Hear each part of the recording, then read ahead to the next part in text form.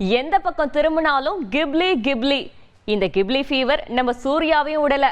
Retro பட dubbing ஒர்க்லாம் cut and ரைட்டா முடிஞ்சிடுச்சுன்னு நம்ம சூர்யாவே சொல்லிட்டாரு. அப்ப சரிங்க.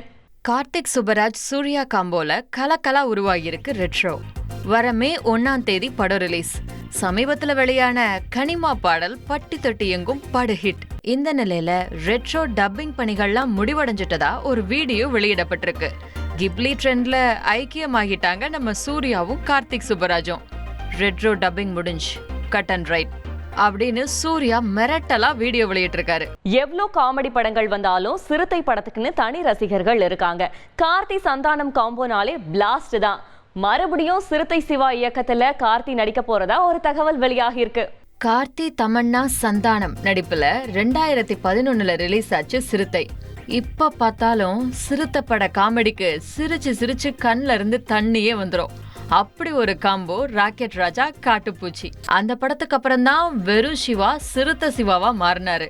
இந்த நிலையில மறுபடியும் 14 ஆண்டுகளுக்கு அப்புறம் சிவாவும் கார்த்தியும் இணைய போறாங்களாம். சிறுத்தை படத்துல மாதிரியே காமெடி இருக்குமா அப்படின்னு ரசிகர்கள் கேள்வி கேட்க, இது அதிரடி ஆக்ஷன் படமா இருக்கும் அப்படின்னு சொல்லப்படுது.